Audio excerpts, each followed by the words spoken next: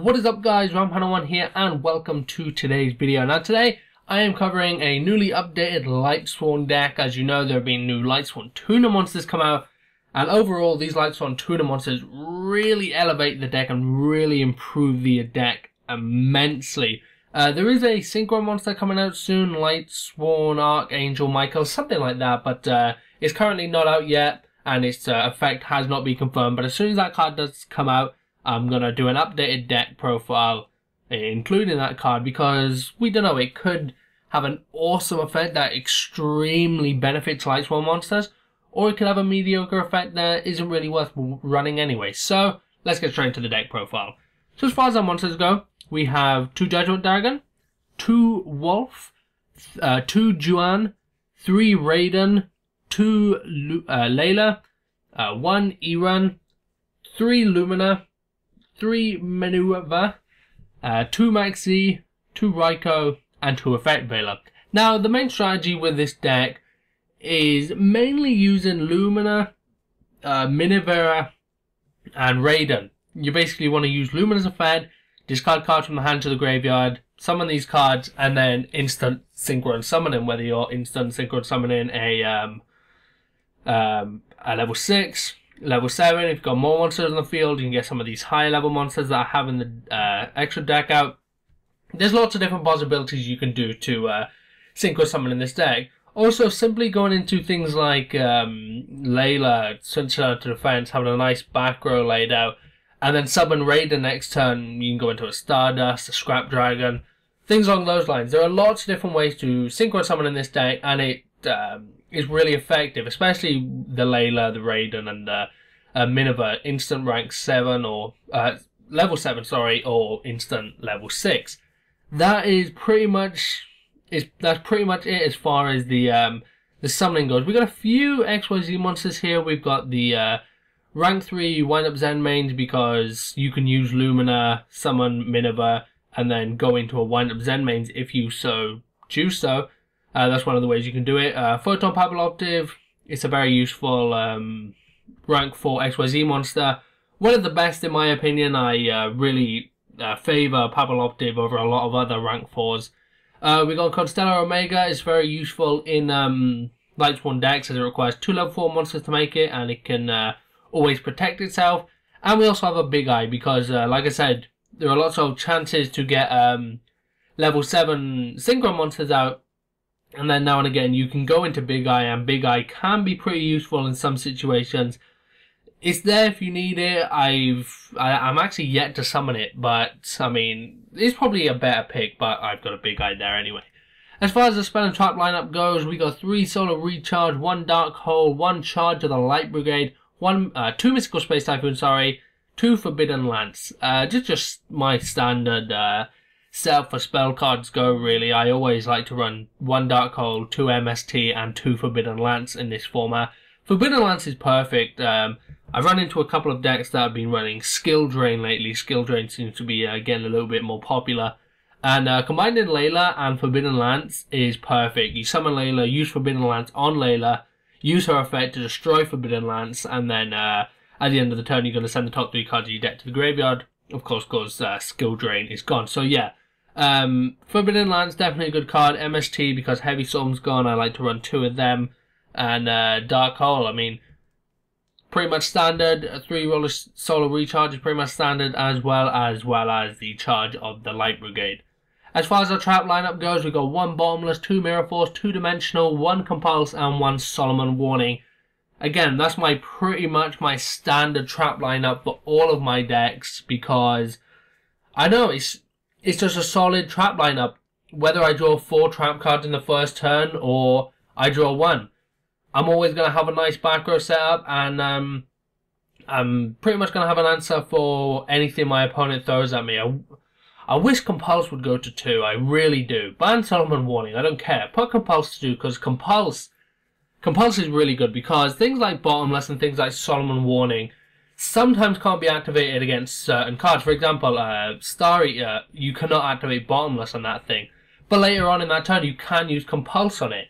Compulse is a really good card that answers a lot of things, and I definitely recommend running Compulse in pretty much all of your decks, because even a normal card, let's just say I summon Scrap Dragon, you can use Bottomless on that, yeah, that's fine, but like I said, you can't use Bottomless on Star Eater, whereas Compulse, you can use it on Scrap Dragon, and you can use it on Star Eater, so Compulse is definitely a solid card.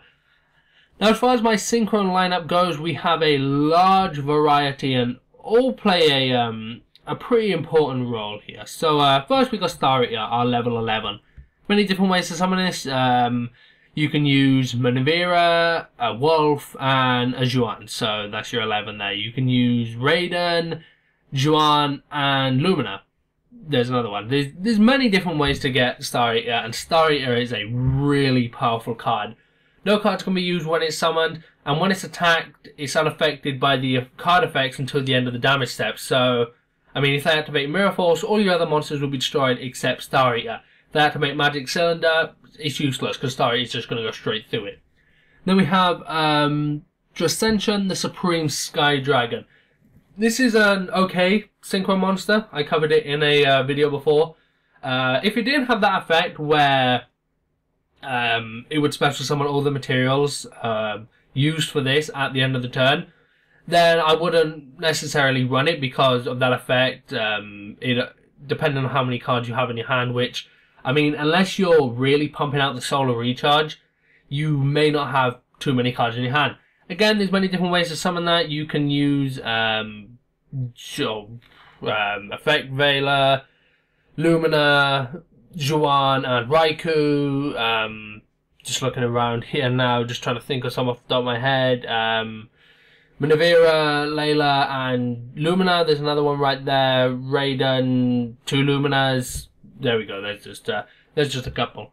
Then we have this card, Ogre Rock Castle. This is a level 9, and again, it's pretty useful. I mean, if you've got a bunch of weaker monsters and you want to get a stronger one, this is one you can go to. I would run Mistworm over this. It's really optional though. Ogre Rock Castle is good if in a situation where you have a Judgment Dragon Effect Veiler and your opponent has another monster with 3000 attack. I remember I was in a duel earlier on today against Dark Worlds. They had Grapher on the field with Dark World Gates. 3000 versus 3000, they only had 100 life points left. I summoned Effect Veiler, used Effect Veiler with Judgment Dragon, summoned Ogre Rock Castle, and attacked for games. So, because of its effect, it gains an extra 200 attack for each non-tuner Synchro monster used for this card to summon, so on and so forth. Mistworm would also be a viable option, but it's less common that you have 3 materials to actually summon it, because you need 1 tuner monster and 1 non-tuner monster. So, I mean, Manivira, 2 Luminas, Manivira, a Wolf, a Maxi, or Maxi or Raikou. There are ways to get Mistworm out. It's just less common than it is to get Rock Ogre Castle out. And sometimes when you've got those stare downs of like Judgment Dragons and BLSs, or Judgment Dragons and Graphers and whatnot, Rock Ogre Castle is a nice card to just elevate the playing field a little bit. Of course, you do lose Judgment Dragon's effect, but you've got to look at the situation that is currently at hand and see if Rock Ogre Castle, or Ogre Rock Castle, sorry, is beneficial in this situation. Scrap Dragon, of course, very easy to summon. Raiden and Juan, Raiden and Layla, Raiden and Wolf. Lots of different ways to get Scrap Dragon. Scrap Dragon, very beneficial. If you've got any deck that can summon a level 8 Synchro monster, you want to be running Scrap Dragon. That's just how powerful it is. Same goes for Stardust Dragon. Any deck where you can run, where you can summon a level 8 Synchro, you really want to be running Stardust Dragon. Then we've got three level 7s, because level 7 is the most common you're going to be summoning this deck, and the same reason I run the Big Eye, because if you can get 2 of these level 7s out, then you can summon Big Eye and then pull off a bunch of shenanigans with that stuff. So first off, we have Black Rose Dragon. Standard, if you can summon a level 7 Synchro monster in a deck, you want to be running Black Rose Dragon. Use Black Rose Dragon's effect, destroy the field, pretty much start things over, and then if you third does some back row and whatnot. So yeah, Black Rose Dragon, definitely a useful card to run if you can summon level 7 Synchro monsters. Ancient Fairy Dragon, nice little card. Once per turn, you can special summon 1 level 4 lower monster from your hand. You cannot conduct your battle phase during the turn you activate this effect. But it's always nice to special summon extra monsters. So If you want a normal summon Lumina, use her effect, get Raiden out of the graveyard, and then use Ancient Fairy Dragon's effect to special summon Juan. That's 8, that's 11, go straight into Star Eater, you have a powerful monster held ready to protect you, plus that has a nice beefy 3000 defense, and then on top of that you can destroy field spell cards if your opponent happens to be using them, and then gain a little bit of life points from that. Which is also useful for this next card, Ancient Scarred Waven. Probably one of the most powerful cards in this deck, and I definitely recommend running Ancient Scarred Waven in this Lightsworn deck because it's easy to summon, and it's my go-to card for this deck. Ancient Scarred Waven makes the deck perfect. So to read this effect here, while your life points are higher than your opponent's, this card gains attack equal to the difference. While your life points are lower than your opponent's, this card loses attack equal to the difference. When this card is destroyed or banned sent to the graveyard, you can pay 1000 life points to special summon this card. Pretty self-explanatory really, so when your life points are higher, it gains attack, when your life points are lower, you lose attack. Obviously in a duel, you always want to have the higher life points, so that's pretty much what the goal is, using Ancient Scarred Waven, and there's lots of different things you can do with that. You can like have a Star Eater out, attack into Star Eater and deal a crap load of damage, and then that damage you deal is getting added to Ancient Scarred Waven. So you can effectively OTK if you had a Star Eater and an Ancient Scarred Waven, or there's different possibilities. I mean, attack with Star Eater 3200, Ancient Scarred Waven's attack will go up to 5300, that's game. So yeah, Ancient Scarred Waven, very good card, definitely recommended running it in this deck. Next up we have Gravity Warrior, just a standard level 6 monster because, again, level 6 monsters really easy to summon. Lumina and Minivira. There you go, that's a level 6 Synchro monster. Armades, Keeper of Illusions, pretty good card. If this card attacks or is attacked, your opponent cannot activate cards or effects until the end of the damage step. Nice little card because it's pretty much like a weaker Star Eater. Again, there are a couple of ways to do that. Minivira, Maxi, or Raikou. Effect Veiler, Wolf, Juan, Layla. Lots of different ways to be able to summon that. And then we have Mistbird Claros, or however that's pronounced. This is a really solid card. Its effect is once per turn you can target one monster your opponent controls. Until the end of this turn, that monster's attack becomes 0, and its effects are negated. Plus, it has a really beefy 2300 defense points. So, the only way you can summon this card is using Effect Veiler and Raikou, or Effect Veiler and Maxi. That is not really hard to pull off. I mean, you can use Lumina to summon Raikou from the graveyard and then summon Effect Veiler, go into it like that. It's a really effective card to, and there are lots of different plus plays you can pull off of it. Obviously, when you're running Lightsworns, people are scared of attacking into Raikou.